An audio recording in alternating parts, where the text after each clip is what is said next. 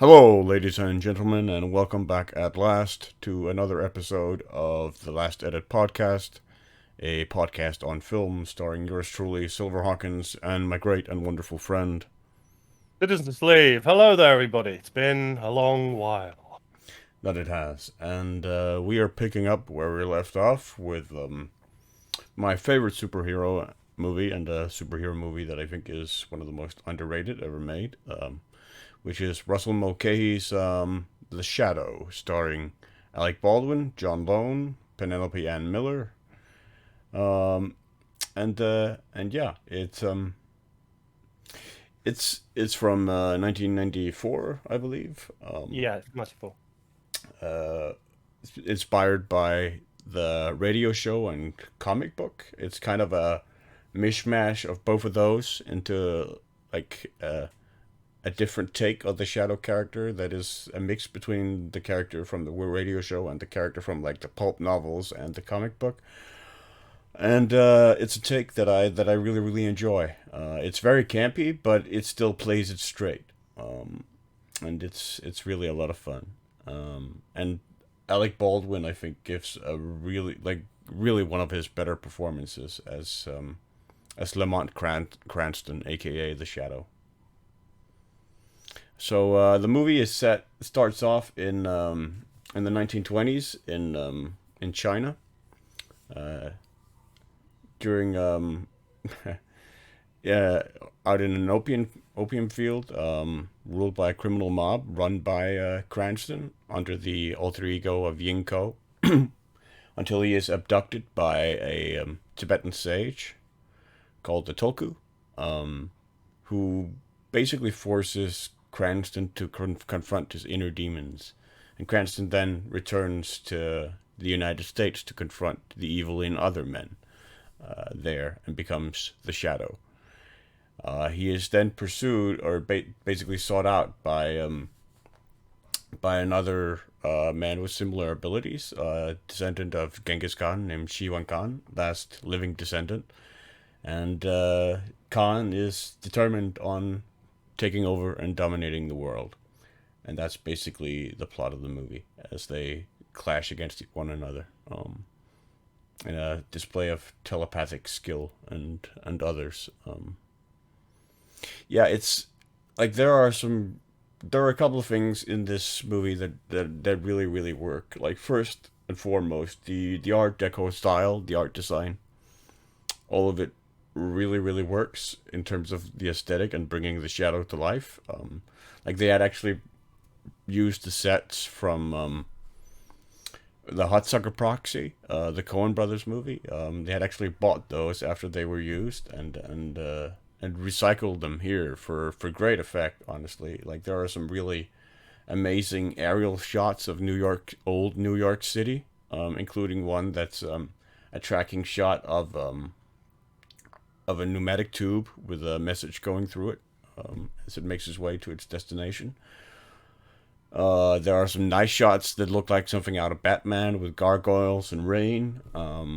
There's a lot of really great stuff there, and the costumes and the period detail also just impeccable. Like the shadow suits are like Lamont's suits. Like as his alter ego are or his Playboy self are sharp, Mm. and some that I envy. Uh, Me and the villain Shiwan Khan envies them as well, with the Brooks Brothers remark. Yeah, they're and and the dialogue as well. Like, there's a great wit to the script, with humor that and jokes to frequently land. Where in a lot of these movies they fall a bit flat, or they don't quite get there. For the most part, like the Shadow, I would say is like 80-20 hit miss. When it comes to the jokes, it's quite funny in places. Performances are really good. Like I mentioned, Alec Baldwin really good. Penelope Ann Miller. There are great character actors in some of the minor roles. Like Peter Boyle's in it.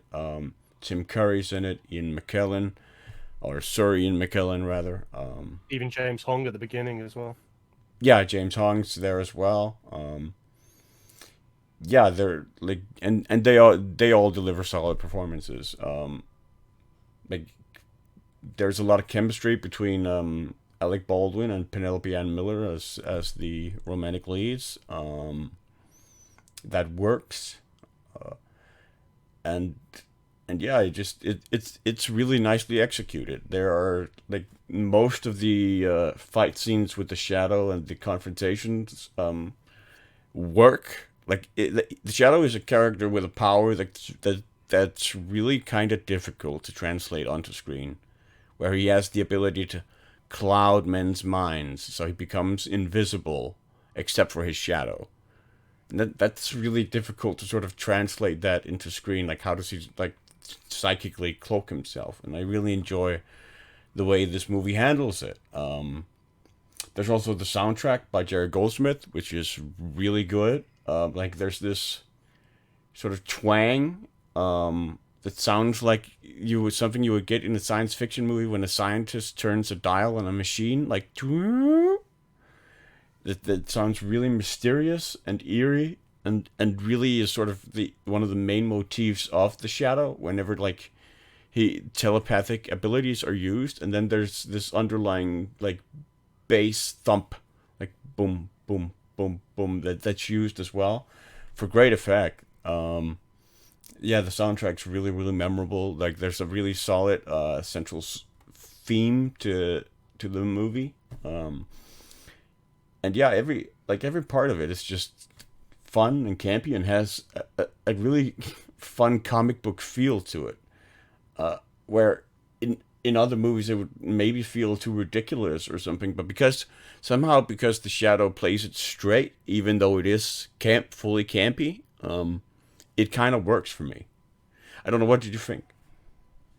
I agree with you. The first thing I'd say is it's definitely fun. It's a really fun film, and I think the performances have a lot to do with that. We'll talk about all the other stuff later, but I think it's got such a good cast for a superhero movie of that time. I mean, you're talking prior to Blade, a bit after Batman. The Phantom came out a bit later. You know, that kind of era, the mid 90s, and just the cast they've got is absolutely fantastic. When we watched it all that time ago, and then a few days ago for the podcast, just seeing Peter Boyle again, I just love him so much. He's such a Yeah, wonderful character actor. One of Ian McKellen's first big screen roles, I think, in Hollywood. And then the leads are great. Alec Baldwin, I've always liked as an actor. You know, we did yeah, Glengarry Glen Ross a long time ago, but he's almost wonderful in most things he performs in. And as he's developed in his career, he's got better and better at performing different types of characters and roles, voices, the Trump impression and stuff. But this is a really interesting one because his voice, and obviously part of the Shadow's power, his voice kind of envelops the soundscape and widens rather than narrows. And his voice is beautiful for it. It just hits all the right marks. And I think him as a character, I mean, there was a lot of talk back in the day before Michael Keaton was cast that, you know, Baldwin was one of, amongst them, etc. And you can see why at that age he's the perfect casting for that kind of superhero with the hidden identity. yeah. But as you As the said, play suave playboy, you know. exactly. Absolutely spot on with that, and the way he plays the shadow is really good as well. The nose prosthetic, which I find really unusual, Yeah, I regardless. mean, because I mean, whenever he dips, like when Lamont Cranston becomes the Shadow, like this, one of the things that sets this Shadow apart from a lot of other sort of anti-hero superheroes, like say Batman or Bruce Wayne, is the Shadow is has a decidedly dark past. Like that's established early on. Is Yeah, he's committed horrible atrocities as Yinko in China during like opium wars and stuff. To sort of consolidate his power positions, he slaughtered villages. He's killed women, children. He's killed. He has no qualms about killing people who are close to him or closely affiliated to him, like his own men, even his own mentors.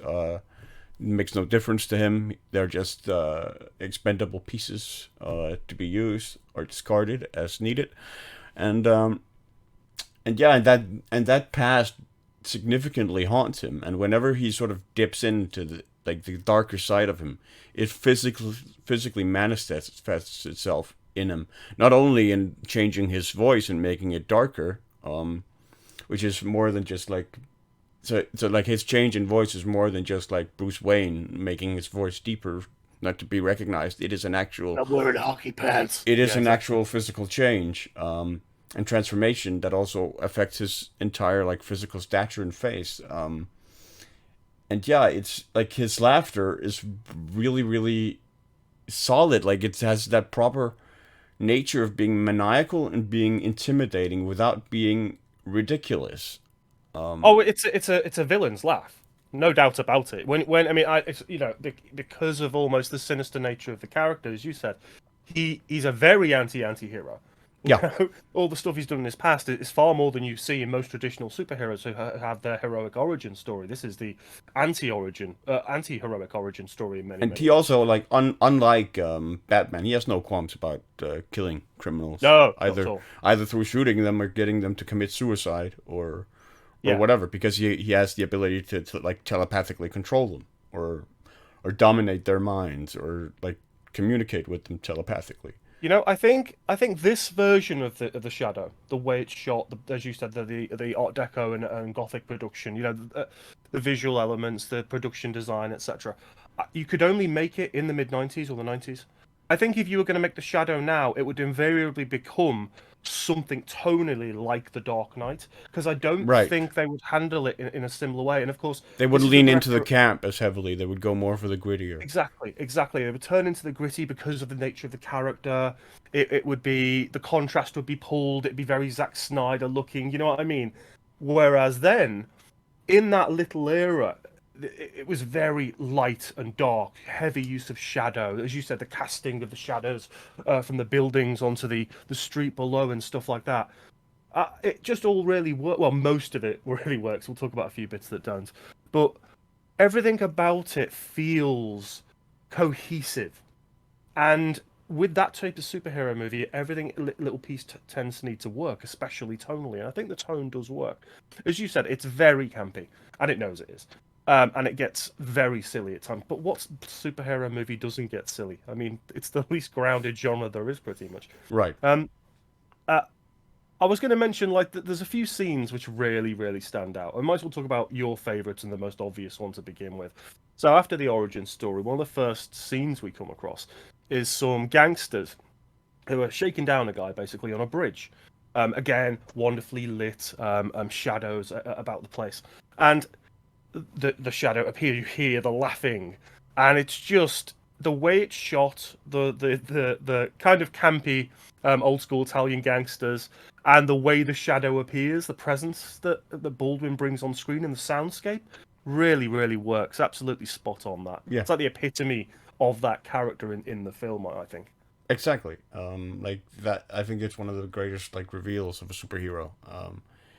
In film history, like the down to the like from the score because again that's also where we get the first time we get the like the twang and the like the bass thumps that as he's like as his shadow sort of creeps along Yeah, along it actually the works wall more effectively than the first and the Batman. ground. Because if you think in the first Batman, the '89 Batman, I mean Burton's, Yeah, the first time we see Batman is on the rooftop, and we get that like, kind of animated shadow, and then he moves off. But this is far more impactful, I think, as an introduction to a character, and because it's so simple and clean as well. It's easy to understand and digest his arrival.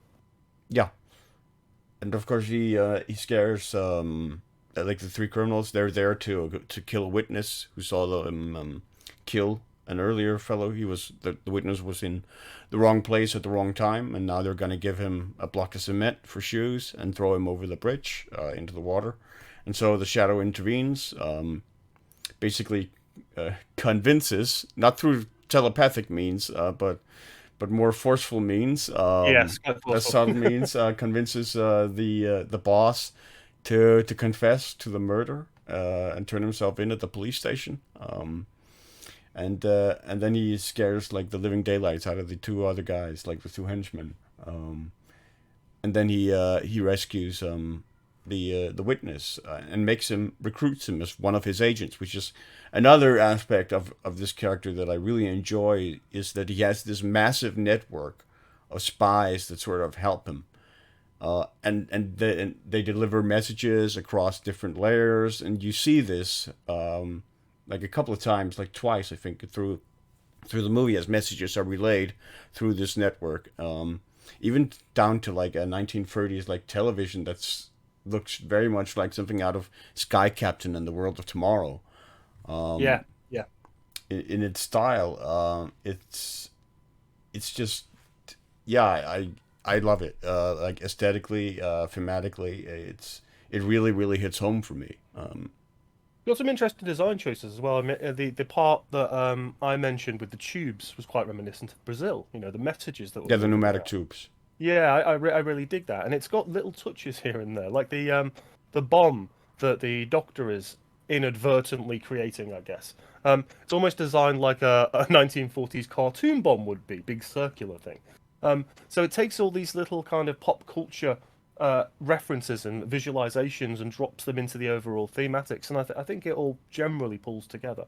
There's a few things that I don't think work. The obvious one is a scene later on where the Shadow is trapped in like a giant water tank, I guess, and it's got to Yeah, be one of the worst action scenes I've ever seen in my entire life. I mean, yeah. barely I mean, anything happens, yes. and it just involves someone opening a door, and Yeah, that I was it. mean, because like Tim Curry's, like the setup for that is Tim Curry plays like an assistant to to a scientist that Shiwan Khan forces to build a bomb for him. And Tim Curry's character is voluntarily working for Shiwan Khan, hoping to gain some kind of new position in the new world order that Shiwan Khan is going to build. And so the Shadow sort of catches up with him under the illusion um, that Tim Curry's character is also under hypnosis or under Khan's spell. And so he catches up to him as he goes into a water tank, like this really big round water tank. And why Tim Curry's character even goes in there in the first place is never explained. No, What he's doing there or anything. It's just this water tank out in the middle of nowhere, like in the lower end of the city, near the docks. And yeah, he's just there. And then he shuts himself. He starts pouring water into the tank so that he can see where the Shadow is, which doesn't necessarily mean a lot of sense to me, because it's not like the Shadow isn't physically masking himself. He's psychically masking himself. He's making himself invisible in the mind's eye of the opponent. So like his feet would still be invisible in the water, I think. It's only his shadow that isn't able to be shrouded in the mind's eye. So that scene doesn't quite work. But anyway, he reveals the Shadow in the water, shoots at him, wounds him, and then he runs out, and he basically locks the door and traps the Shadow in the water tank as the water rises, and the Shadow is potentially drowned, and then has to call for Penelope and Miller's help yeah. It's just so it's she the can come and rescue standout him. weakest. It's the standout weakest part of the film, I think, when you consider everything else. And as you said, I think one of its strengths is actually its script. It's got quite tight script. The narrative is relatively tight as well. It flows quite nicely, but the dialogue in particular, it's funny at times. And as you Yeah, said, I mean, 80% of pretty much there's like lands. my there are a couple of scenes where the dialogue really snaps, and like one of the funniest scenes in the movie is where Lamont Cranston and Margot Lane, Penelope Ann Miller's character, they've slept in Lamont's house, separate rooms, and Oh, when she's getting Lamont's had a changed. nightmare where he basically dreams that he pulls off the skin of his face, and he is Shiwan Khan underneath, because Shiwan Khan and him are basically two sides of the same coin. Like Shiwan Khan is basically the Yinko, uh, the dark part of the Shadow that's still inside him and still urging and yearning to get out.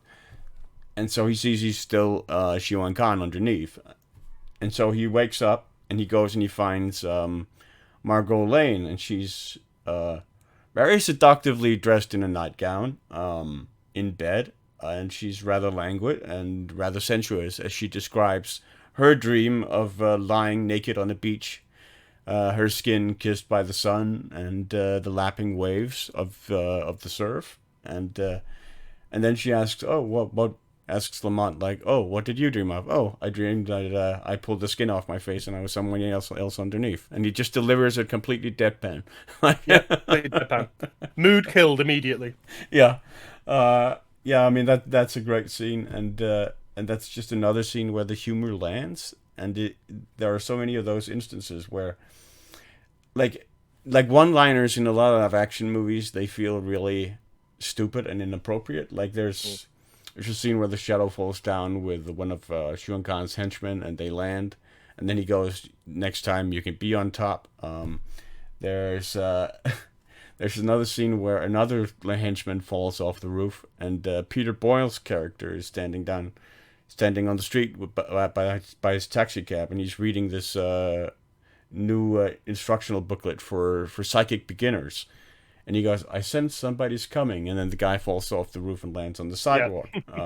Like, and tonally, like, there's this really weird mix between the dark, because there is some really dark stuff in the movie. Like at one point, like twice, John Lone's character Shuan Khan forces people to kill themselves.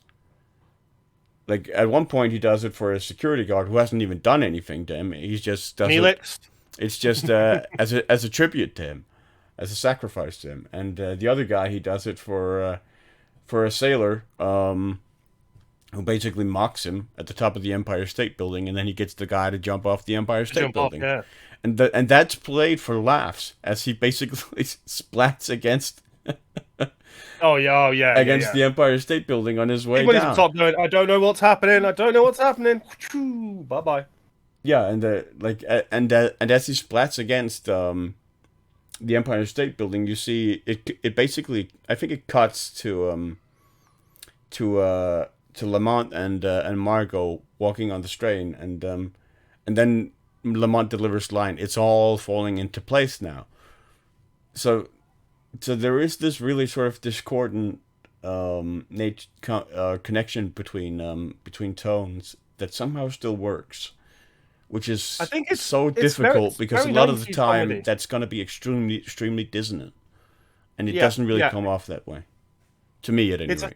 It's a film that feels 90s to me in everything. Its production, its look, but even silly things like there was a little period when there was like heroes out of place or displaced. So you would have like this basically has essentially Genghis Khan's like I don't know, henchmen wandering around in full armor, full dress, Yeah, with full Mongol swords and armor. everything, in a With completely sabers and different stuff. era, and it looks very very mad. And that was something that happened in the 90s. There was quite a few films that did that. They'd have people plucked out of time and placed somewhere else. And it looks really weird, but because it's the 90s and that era and the way that the visual production works, it all still kind of fits. I mean, But as you said, it's for me, interesting when the younger Khan gets the suit. for me, And that it's didn't suddenly part work of that so era. much because it was a product of the '90s. That worked because it was a product of comic books. Like that's something Yeah, you see not just in the '90s, but you see that in comic books all the time, where like a character will have his henchman draw, or a villain will have his henchman dress up yeah. in very Or even particular cartoons. You costumes can get away with it that more, are can't you? frequently like anachronistic, whether it's like Roman legionary uniforms, or whatever it may be. And in this case, it's just like Mongol warrior armor, which You can is just get away with it quite easier in funny. something like comics. Like especially The way it's there's drawn. I mean, one of the funniest scenes is like the scene where Lamont is followed by a Mongol warrior, like out on the street, and he's just walking Sting around it. Yeah. in his in his Mongol armor, hardly being very inconspicuous, and he's like, I don't know, between 5 and 10 meters behind Lamont, like pretty much impossible not to spot.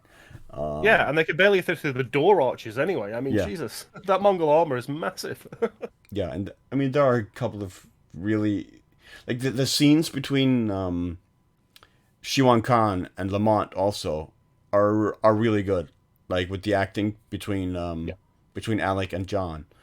Like John actually does a really solid job, I think, as Yuan Khan. The problem is he doesn't really get anything to do outside of the confrontations with Alec, and then like the two scenes he gets where he gets people to kill themselves.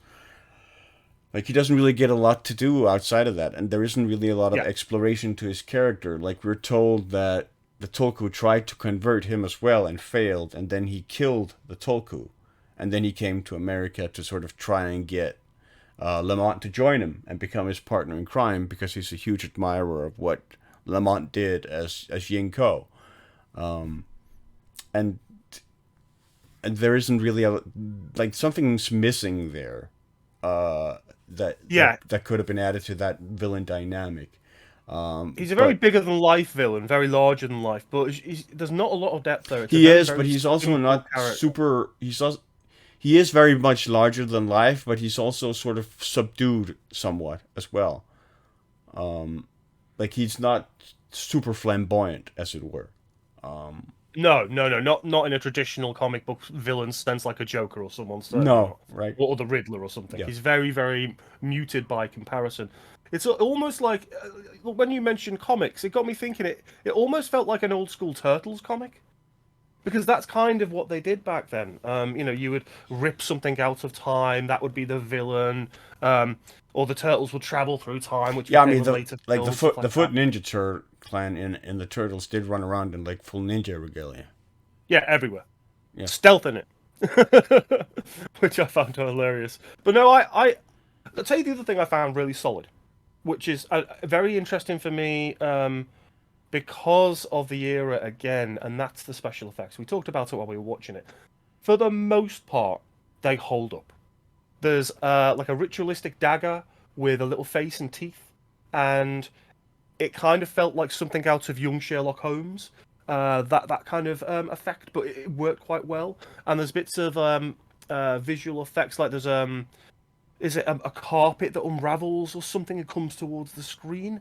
Yeah, It's composite, and they just work. They work quite well, and they're not overused either. I think that's the major problem with and there are some CG in really the beautiful 90s. map paintings as well. Yeah, yeah. And that was one of the problems with films in the 90s that were using special effects. They tended to just go all in and try to replace everything with CG, and the CG simply wasn't good enough at the time. Whereas these are more little touches Yeah, rather than overtaking a scene or trying to composite something too much or use too much CG for a particular thing. The only really true CG things are these little things and that knife. And I think they hold quite well. I also think, obviously, this is the same director as the Highlander, and I mentioned this at the time. I think structurally it has some similarities with the Highlander, and it's got those heightened moments. It's not. I don't think it's as good as the Highlander. Personal preference. The Krogan is one of the greatest villains of all time for me. Clancy Brown is outstanding in that film, but it has a similar kind of charm. Do you know what I mean? It is a very feel good movie, and it has that kind of charm about it, which I really do enjoy. right.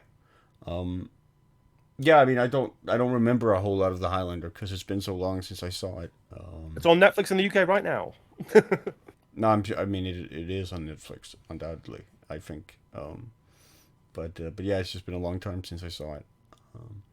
Well, it's got a similar kind of feel, and it's obviously there are moments in the Shadow when we get the flashbacks, and there are moments in Highlander which are kind of similar as well when we go back to Clan MacLeod. Uh, but yeah, it's got a very very fun dynamic. Visually, it's very very interesting. There's not really a bland scene apart from the water silo, as we mentioned. The characters work really well. The central to the love interest actually is kind of tangible. Seems like it could work. Yeah, And all the character actors are absolutely fantastic, as we've mentioned. There are some just even Sir Ian McKellen as this batty scientist who gets colours mixed up and stuff. He's probably the worst of the main cast, as it were, but he's still very very good because he doesn't really have a lot to do. He's no, really yeah, just he's just a plot device more than anything else. pretty Um, much, you know, and yeah. we, Like the and we get that. absent-minded professor. Exactly, exactly. But he's got a charm. Ian McKellen's always got charm, so that character's great. But everyone really plays their parts well. But for me, the standout is just clearly Alec. He's so good in this role. I Yeah, kind of wish he'd had the opportunity to go back or at the time, maybe a few years later, and make a sequel. I imagine it probably didn't set the world alight in box office terms because It there were did not. so many superhero movies starting to come out at that time as well. And you would just 6, 7 years later, you had Spider-Man who kicked that next generation off. But Yeah, and I I mean, just even love at the time, there was Batman with Batman Forever and Batman and Batman Robin, and Forever. then Yeah, I think the Phantom yeah, was 98 or something like that. So the Blade was 98, 7, something like that, and they were that little I period. think '96 wasn't it? But The it's a first really Blade, and yeah. then like '98 or something was Blade 98 was Two. the maybe the sequel, yeah, Blade 2. So that era had quite a lot of stacked superhero movies, and as you said, the Shadow is a radio play. So it won't have been as well known as a lot of the other stuff that No, I got. mean it didn't have Batman's name recognition, certainly. Yeah, yeah, exactly. So it's a shame it didn't get a sequel because I think with a better villain as well, or a villain that had more to do, I think it would have made it an even better film. So I'd highly recommend it. It's a really, really fun superhero movie. It's very different from a lot of the stuff that you've seen, and especially the more modern stuff that we get now. It's a completely different era. You know, the way it looks, the way it feels, the soundscape, the music, all very, very different. And I think people will enjoy it. Yeah, and also like Penelope Ann Miller's character, like Margot, she's not. I mean that scene with that doesn't work that we talked about with the water tank. It's there to basically make her not a damsel in distress, so she can actually go and save Lamont. Yeah, Like the frustrating thing is she doesn't really need that because it's already established that she can sort of hold her own. Like she holds her own in dialogue with Lamont, in exchanges with him. Like there's this wonderful scene where he tries to hypnotize her, and he tries to sort of make her forget what she knows about him, and she just doesn't bite at all. Like it doesn't affect her at all. Like his efforts. For like one of the first times ever, and you can just see he goes, "Oh no!" like, yeah. Like she's the one who can yeah, actually avoid my powers, and she's kind of yeah. got her own thing going on with that as well. And I So just need to yeah, get the hell away from her. Yeah. So so that dynamic I think really works. It doesn't need that water tank scene, which is makes it even more superfluous to sort of establish that because it's already sort of established through her like her insistence in her dialogue when he tells her she needs to go, she needs to leave and stay out of this, and she just insists, "No, I'm not. I'm staying no, here." I'm not doing that. Yeah. Yeah, exactly. Yeah, it's a shame that one scene remains because apart from the obvious narrative kind of enforcement to get her to have this kind of action scene, as it were, also tonally and visually, it just doesn't look right because it Right. doesn't fit the rest of the iconography we see in the film. It doesn't fit anything else really in the film. So There's it's also just like we touched on the agent network, but what I really like, and this goes to like Peter Boyle's character in the show, is that the Shadow's vehicle is basically just a yellow taxicab in New York City. Like it's not a fancy Batmobile, it's not a fancy limousine or a car yeah, there's no invisible with jet. missiles.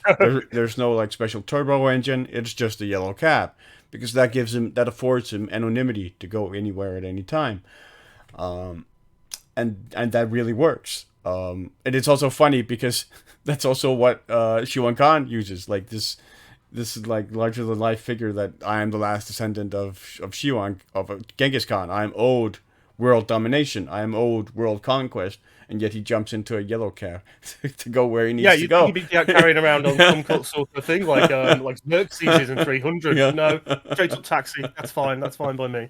Yeah, and like and to follow him around, like the Mongol warriors also just like jump into yellow cabs. So everyone just uses yellow cabs in New York City, which is a really fun element to it as well. That really works for me. Well, it doesn't overcomplicate itself, does it? You know, it's not No, trying yeah, to reinvent the wheel. It's a straight up simple superhero story, but it's just committed to screen really, really well. And I guess we should mention the invisible building as well, because essentially Khan is brainwashing the city, kind of, yeah, and there's this one building that the Shadow kind of knows is there, but only he can really yeah. tell. And Because then there's a vague recollection that there used to be a building, but no yeah, one remembers it anymore, and the lot now appears to be completely vacant and empty. But of course, that's because Khan has hypnotized the entire city into not seeing that building anymore, in the same way that Lamont shrouds his presence from the minds of others, Khan has basically shrouded the existence of a building from the minds of an entire city. You think about 100 people every day would just walk into it and go, "What the heck?" And then invisible. What's this? Well, no, Wouldn't be able because I to. mean it's inside the lot, so they Yeah, don't. yeah, They, yeah. they would have to like scale the fence and stuff. Like the lot is surrounded by a fence and whatnot. So No, true. Yeah, yeah. I think that was an odd one, but then I like the whole way the film ends.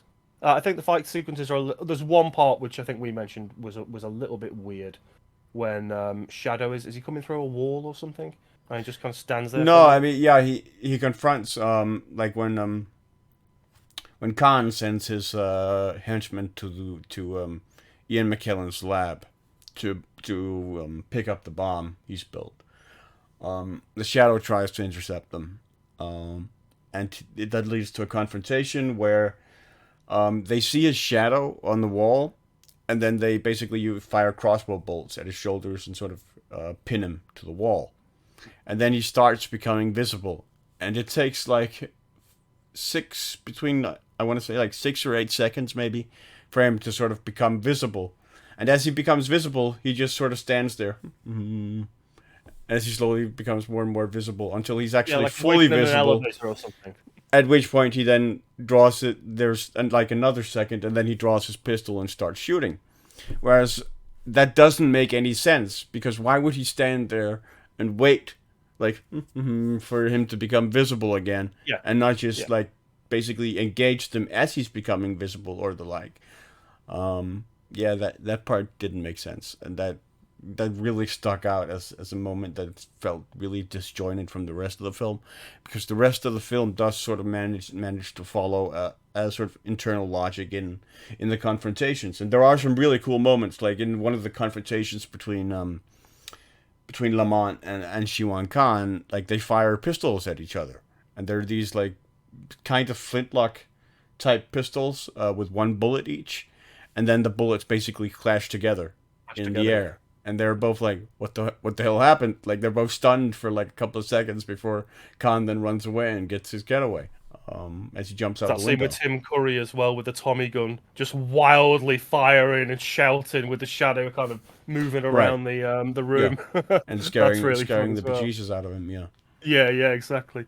Um, I think it builds quite nicely to its finale.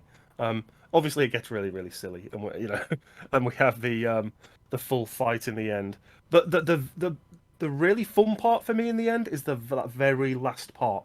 So we'll go through the end. Obviously, the bomb. They stop the bomb. There's the kind of comedy bit where the bomb rolls down a hallway, ends up on a lift door that's collapsed, precariously hanging, and then we get a call back to the red and blue misreading of the color by the scientist Yeah. The fact to that he's colorblind. colorblind, and then that continuity lands later on when he has to cut the wire for the bomb, and then how does he get his injury again? It's the knife, it's the dagger in the end, isn't it? That very last part before the hospital. Yeah. I mean, he gets stabbed twice basically. Khan, like him and the Shadow fight it off in basically his throne room Yeah, at the top of the hotel, and he's brought with him the dagger that was this living dagger that Steve talked about as an effect, which is basically the traditional Tibetan purba dagger, and is brought to life really amazingly, not just in terms of like the CG, but also the practical effects of it, like flying around and like yeah, yeah. knocking chips off stone and stuff when it Do when you know it what it just reminds like me of? A little bit. Evil flings off Ash, it a bit. little evil mini Ashes in Army of Darkness. That kind of playful, stupid funniness, like this maniacal dagger with giant teeth and stuff. It kind of feels like that. I just really like the dagger. I think it's great. Yeah, I think it's really amazingly executed. Because it feels completely believable every step of the way. Like the way it Yeah. moves, the way it's animated. It feels like it has a menacing physical presence. And And the way Baldwin performs it as well, the way he reacts to the dagger yeah, and because he's shows unable. through his Like physicality, the mind you're work. supposed to control it with your Yeah, telepathic powers, but but Lamont has not mastered that. He never quite mastered the purba. He never quite tamed it, as it were. Whereas Shiwan Khan has full control over it, and he's brought it with him to the States, and he tries to use it against Lamont. At which point, Lamont then sort of transcends his nature and is able to dominate the purba, and then stabs Shiwan Khan in the belly with it, which really knocks out all of Khan's illusions Everyone can and see the hypnosis building of the people of New York. And then he sort of tries to make his escape and into like it's really funny that like his escape route is down to like the laundry room in the hotel, like Yeah. from the throne Again, room grandiose stuff. down into the laundry room, and then down in the laundry room there's this hall of mirrors basically, where they fight, and the shadow breaks all the mirrors, and then he controls all the little shards until he basically finds one particular large shard, and then basically just jabs it into the skull, like the temple of Shiwan Khan. And then Shiwan Khan wakes up in an insane asylum, having been almost practically. I mean, has effectively been lobotomized. Just Yeah, they removed just a the frontal lobe. friendlier lobotomy that doesn't just leave you a drooling vegetable.